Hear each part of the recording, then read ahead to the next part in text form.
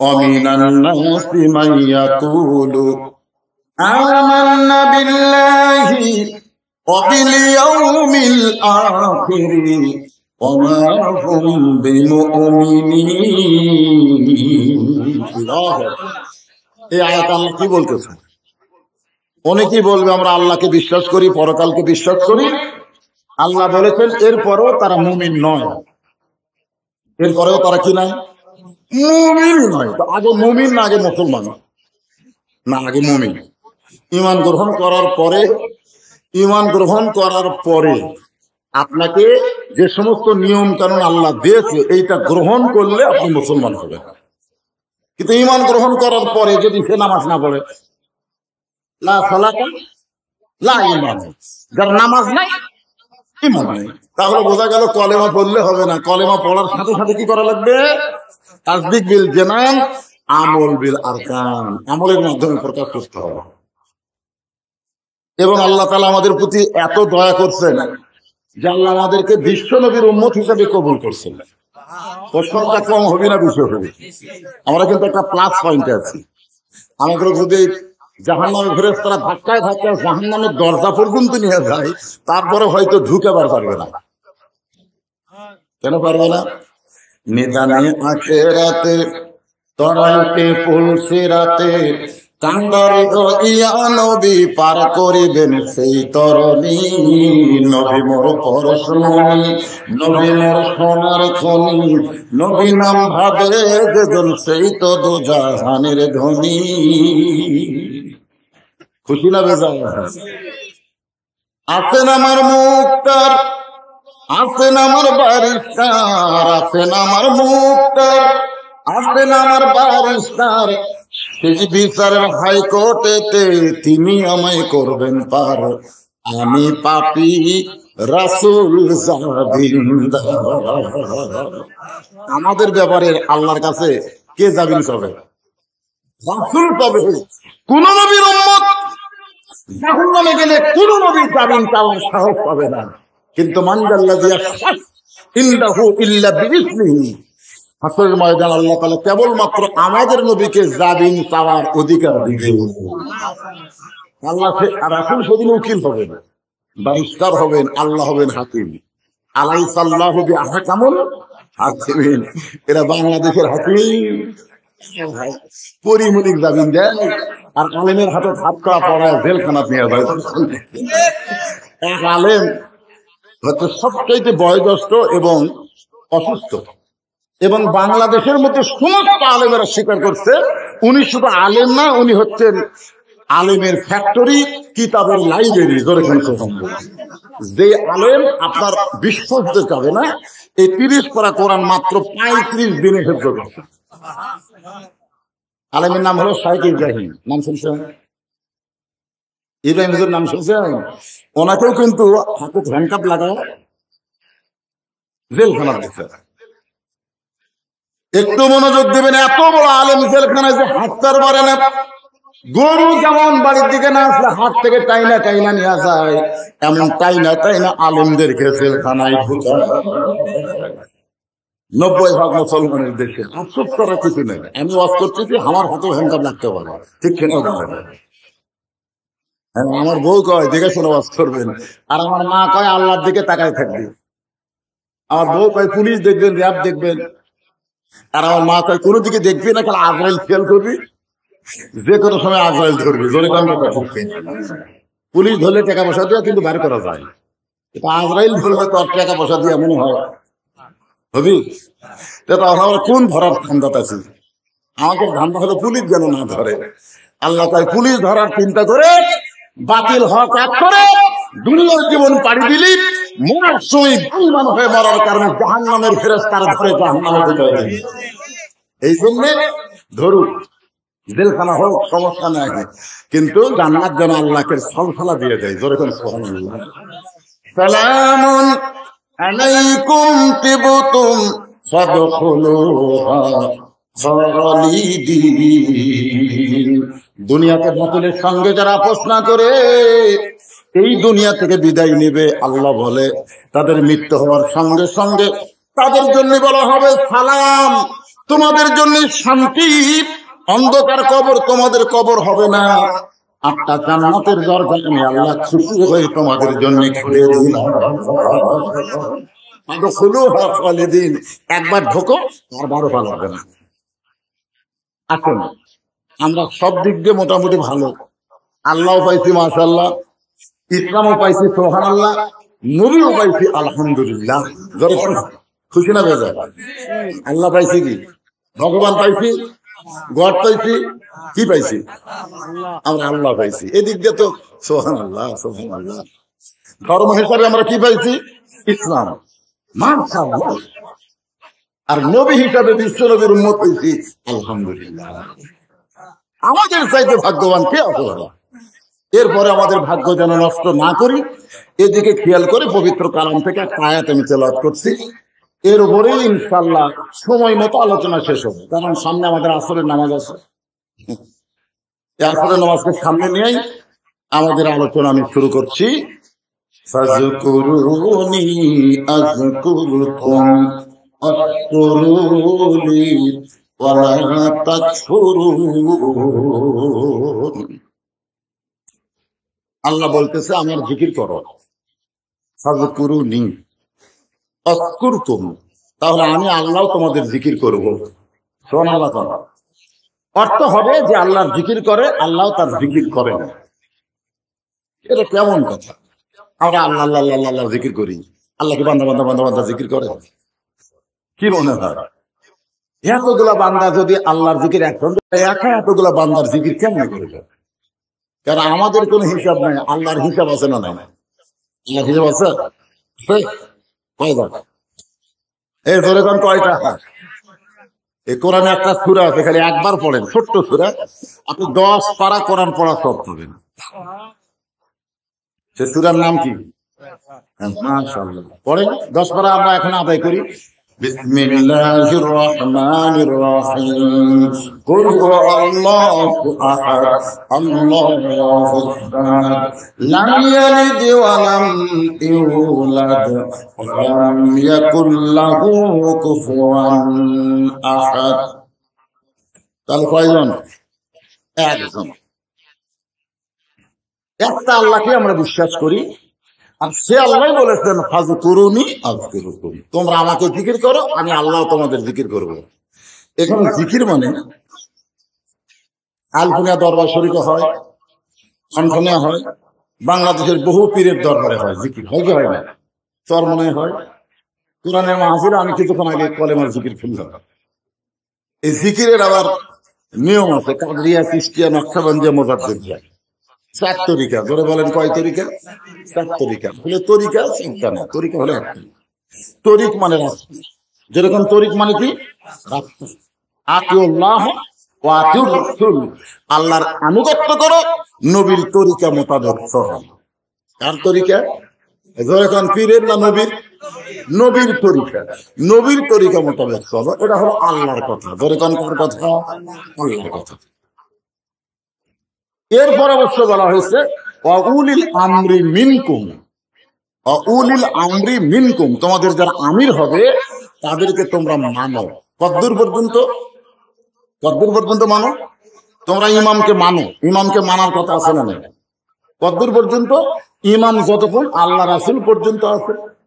ইমাম যদি আসরের 4 রাকাত নামাজে 3 রাকাতে বসে, তখন তোমরা ইমামকে মানো না, তখন তোমরা লোকমা দিয়া ইমামকে খাড়া করে দাও। তাহলে কি বোঝা গেল? আমরা ইমামকে মানবো, আমরকে মানবো, আমরা পীরকে মানবো কতক্ষণ পর্যন্ত? যতক্ষণ পীর আল্লাহ রাসূল পর্যন্ত আছে। পীর যদি আল্লাহ রাসূলের তরিকায় না থাকে, ওরে লোকমা দিয়া খাড়া করবো, সংশোধন না হলে ওরে ভণ্ড পীর খেতাব দেব। এটা হলো কথা। এখন পীরপন্থী লোকেরা যদি মনে করেন হুজুর আপনি কি আমাদের বিরুদ্ধে বাস করবেন, আমি বিরুদ্ধে না, আপনারা পীরপন্থী না হয়ে আল্লাহ রাসূলপন্থী হওয়া লাগবে। পীরপন্থী হওয়ার কথা কোরআনেও নাই, হাদিসেও নাই, হতে হবে আল্লাহ রাসূলপন্থী। আমার কথাই বুঝলেন? মাতাকুমুর রাসূলু ফাখুযুহু ওয়া মা নাহাকুম আনহু ফান্তাহু। একটু মনোযোগ দিয়ে শুনবেন। ফাযকুরুনি আযকুরকুম আশকুরুনি ওয়ালা তাকফুরুন। আল্লাহ বলতেছেন তোমরা শুকর গুজার করো, প্রশংসা বেশি বেশি করো, নামাজ পড়ো, রোজা করো, আল্লাহর হুকুম অনুযায়ী চলো, এটাই হলো আশকুরুলি। ওয়ালা তাকফুরুন, তোমরা কুফরি করো না, নামাজ বাদ দিও না, রোজা বাদ দিও না, হক হালাল বাদ দিও না, এর মধ্যে একটা যদি বাদ দেয় তাহলে তোমরা কুফর হয়ে গেলে। ধরে কোন কথা ঠিক কিনা? ওয়ালা তাকফুরুন মানে কি? রমজান নামাজ পড়ে না, রমজান মাস আছে, হোটেলে দরজার কালো পর্দা দিয়ে খায়, স্বামী মসজিদের সামনে কাতারে নামাজ পড়ে আর বউ তার জলসা দেখে, এটাই কুফরি। আপনি যদি আপনার বউকে সাইজ করবার না পারেন তালাক দেন। কারণ বাংলাদেশে আর যাই হোক বইয়ের অভাব নেই, জরুরি কথা ঠিক কিনা? আপনি খারাপ বউ নিয়ে সংসার করবো কেন? আপনার বউ আপনার কথা শোনে না, 3 কবুলে গ্রহণ করছেন, 3 তালাকে একবার যদি বলেন কথা না শুনলে তালাক দেবো রে, এই কথা কয়ে দেখেন। আর যদি আপনি ওই ভাঙ্গাচোরা বউলেই খান তাহলে আপনি দুনিয়াতে মুসলমানের দাবি করবেন, খারাপ বউ হওয়ার কারণে মরার সময় আপনি মুসলমান হয়ে মরতে পারবেন। কারণ যখন কোরআনের আয়াতে তাফসীর বললাম, রব্বানা আতিনা ফিদ দুনিয়া হাসানাতাও ওয়া ফিল আখিরাতি হাসানাতাও ওয়া কিনা আযাবান নার। সাহাবারা জিজ্ঞাসা করলেন, ইয়া রাসূলুল্লাহ, রব্বানা আতিনা ফিদ দুনিয়া হাসানা, দুনিয়ার সৌন্দর্য সম্পর্কে আমরা জানতে চাই। আল্লাহ রাসূল বললেন, দুনিয়ার সৌন্দর্য যদি 16 আনা জানতে চাও, তার 8 আনা হলো তোমার ঘরের বউ। 8 আনা হলো ঘরের বউ। বউ যদি ভালো হয় আপনি 8 আনা পেয়ে গেছেন। কয় আনা পাচ্ছেন? কয় আনা পাচ্ছেন? হক হালাল নামাজ রোজা এগুলোর মধ্যে বাকি থাকলে 8 আনা। তাহলে 16 আনা যদি আমরা সুন্দর চাই, এই জন্যে আমরা অর্ধাঙ্গিনী বলি। কি বলি? অর্ধাঙ্গিনী মানে অর্ধেক রে। আমাকে জান্নাতে জাহান্নামে নিয়ে যাওয়া, এটা অর্ধেক কাম করতেছে। আমার মায়েরা বোনেরা যারা পর্দার অন্তরালে আছেন একটু মনোযোগ দিয়ে শুনবেন। এখন আছেন জিকির মানে স্মরণ। আল্লাহ কোরআনকে লক্ষ্য করে বললেন, ইন্না নাহনু নাযালনা যিকরা ওয়া ইন্না লাহু লাহাফিজুন। কি খেয়াল করলেন? এই দেখেন, ইন্না নাহনু নাযালনা যিকরা, এর আগে বলা হলো ফাযকুরুনি আযকুরুকুম। আবার এক জায়গায় বলা হয়েছে, ইয়া আইয়ুহাল্লাযীনা আমানু উযকুরুল্লাহা যিকরান কাসীরা। আবার অন্য জায়গায় বলা হলেন, ইযা নুদিয়া লিস-সালাতি মিন ইয়াউমিল জুমআহ ফাসআউ ইলা যিকরিল্লাহ। এই জিকির কোরআনে বহু জায়গায় আল্লাহ বহু অর্থে ব্যবহার করছেন।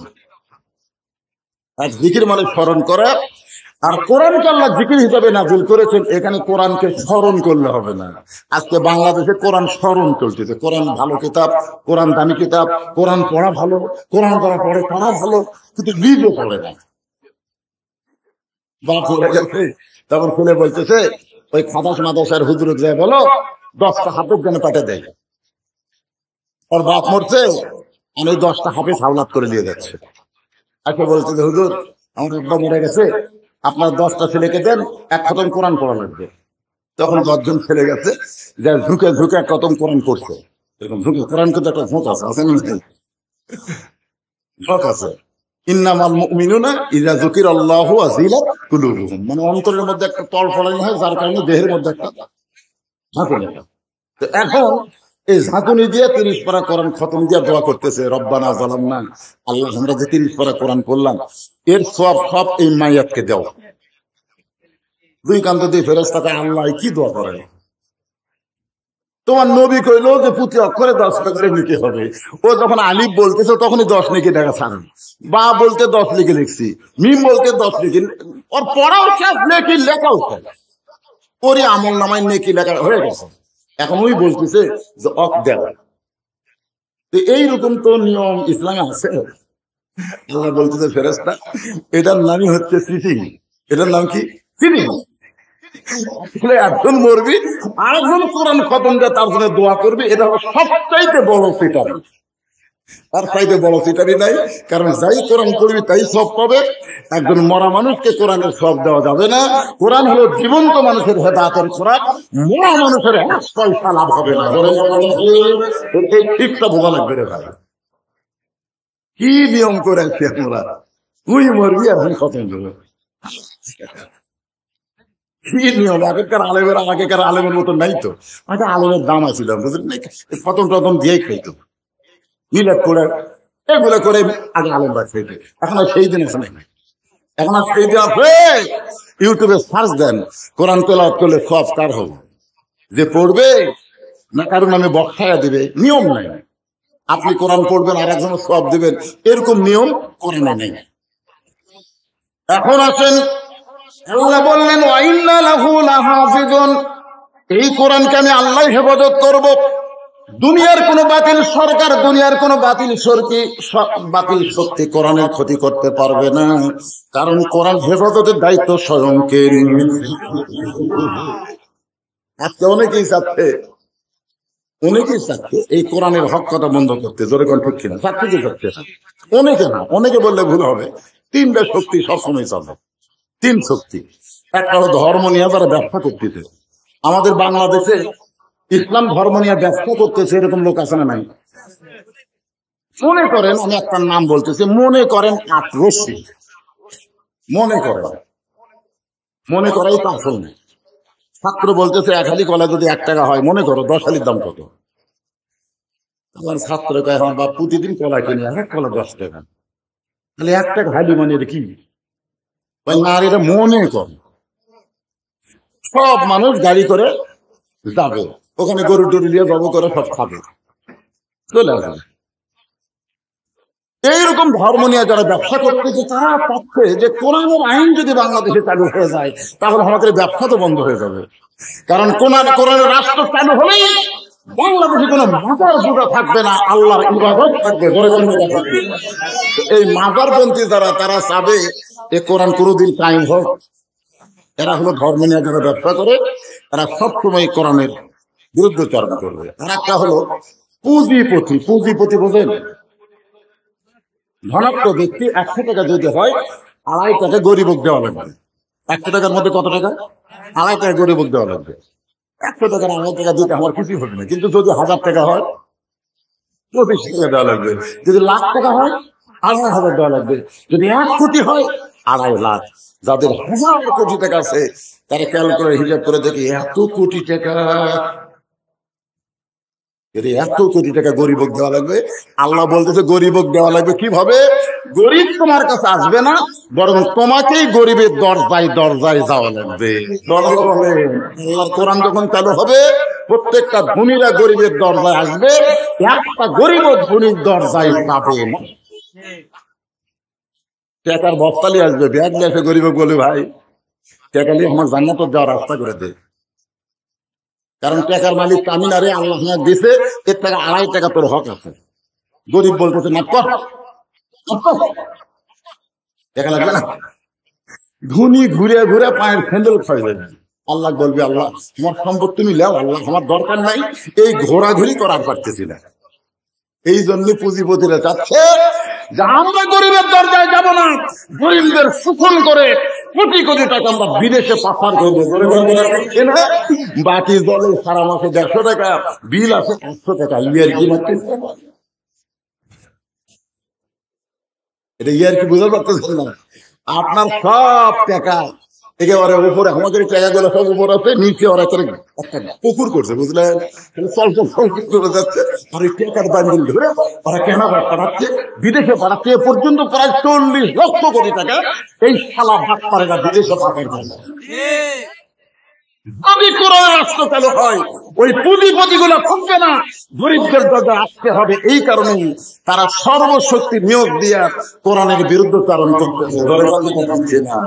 কারা হলো রাষ্ট্রীয় শক্তি। জরিগণ কি শক্তি? যারা 29 তারিখ রাতে ভোট করে 30 তারিখে ক্ষমতা নেয়।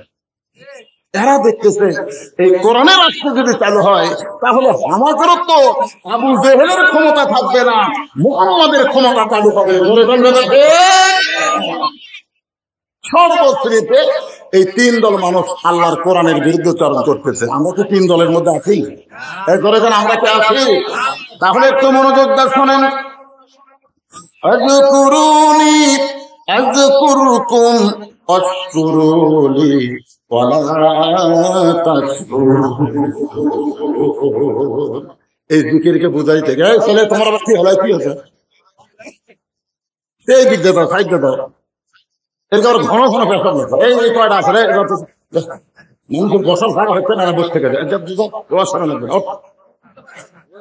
এ বাজানো ওঠ রে, যা খাবো মানুষের বসার ভাড়া হচ্ছে না, হুজুরা বলে এর কেউ ওয়াজ শোনা লাগবে কেন? এরাই তো একটা করে ওয়াজ। যারা মাসুম বাচ্চারা পেশাব করে পানি নিয়ে ওযু না করে আল্লাহর কোরআন ধরে না, যেদিন থেকে এরা কোরআন ধরেছে এরা নিজেরা একটা করে ওয়াজ হয়ে গেছে। ধরে কোন কথা হচ্ছে এটা আবার নতুন করে ওয়াজ শোনা লাগবে কেন? যা ওঠে ওঠে না কেন, কথাগুলো ওঠে না। এই আপনার সাথে আসেন তো দেখি, এরকে ঘন ঘন পেশাব লাগে, বুঝলেন তো? আমার একটা হাবেকে মাদ্রাসা তো আসি তো, আমি জানি না কিছুক্ষণ পর পর পড়া ফাঁকি দিবি, পড়া ফাঁকি দিবে, পেশাব করবো খালি গল্প করে গল্প করিস, কে পেশাব লাগেনি করে না, মিশাই যাবে, বুঝলেনি তো? হ্যাঁ, আপনারা বসেন, এই সেদিকে আপনারা বসেন, আসেন সামনের দিকে চেপে আসেন, একটু জিকির করেন, সামনে আসেন। কাপড় কত দিবে, তখন ওইখানে ঘুরে যাবে, তখন তো দেওয়ার রাখা থাকবে নাকি? তারপর আসেন, তারপর আসেন। لا إله إلا الله لا إله إلا الله لا إله إلا الله لا إله إلا الله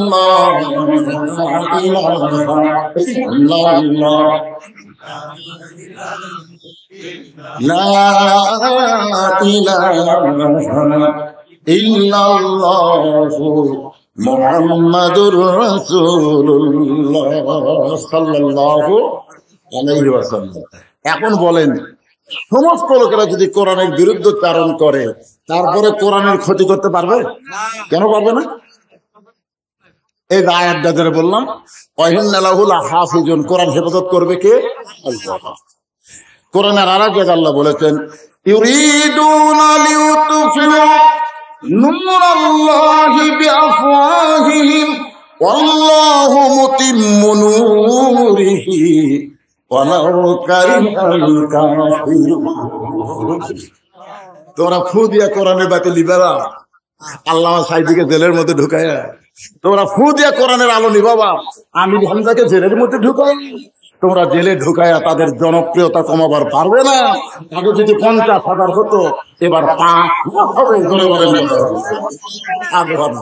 যত ফু দেবে, একটা কারেন্টের বাতিরে পাগলা, ফু দিয়া লিখবি না রে, ফু মারতেছিস, সুই যত আল্লাহ হতো, জোরে করে কথা, যতই ফু মার কাম হবে না, কাম হবে হবে না। একটু মনোযোগ দিবেন। আল্লাহ বলতেছেন, এই কোরআনকে তোমাদের জন্য জিকির হিসেবে নাজিল করেছি। এখানে জিকির মানে উপদেশ, জোরে কোন জিকির মানে কি? জিকির মানে হলো উপদেশ। আসেন, এই কোরআন থেকে আমরা উপদেশ গ্রহণ করব। এই কোরআন আমাদের কি উপদেশ দিল? সবচাইতে বড় মাস্তান কোরআনের সংস্কৃত শেষে সবচাইতে ভালো মানুষ হয়ে গেল। 1 নম্বর উপদেশ, সবচাইতে খারাপ মানুষ ওমর ফারুক নবীকে হত্যা করতে এসে এই কোরআনের পরশে ভালো হয়নি। যখন রাস্তার মধ্যে তরবারি নিয়ে খুব জোরে জোরে আসতেছে, তো নঈম নামে এক ভদ্রলোক, নঈম, ওই নঈম বলতেছে, কে রে ওমর, নাঙ্গা তরোয়ার নিয়ে কোথায় যাবা? বলে, আমি শুনলাম বাপদাদার ধর্মে চুনকালি দিয়ে আব্দুল্লাহর বেটা নাকি নতুন ধর্ম প্রচার করে, তখন না মারা পর্যন্ত পানি পান করবে না, না মারা পানি খাবো না। নঈম বলতেছে, আগে ঘর সামলা হে, উমর তুমি করতে কেরে রাগ করতেছে। নঈম, নঈম মুসলমান আছে, বোঝেন না? নবী মারার কথা শুনলে সে যতই উমর হোক আর হাতে তরবারি হোক, উমর তুম করে আমার খেয়ে করে বসতাম, মানে আগে তো ঘর সামলা, নবীক মারি। আমার খরচ কি আছে? বলে, তোর বোন আর তোর ভগ্নিপতি ইমান গ্রহণ করছে, আগে সেটা সাইজ। ওর ঘরে বাবা নবীক মারবার না যায়, বোন ভগ্নিপতি সাইজ করবার যায়, কেবল ঘরের দরজা। ইন্নামাল মুমিনুনা আল্লাযীনা ইযা যুকিরাল্লাহু وجلت قلوبهم وإذا تليت عليهم آياته زادتهم إيمانا وعلى ربهم يتوكلون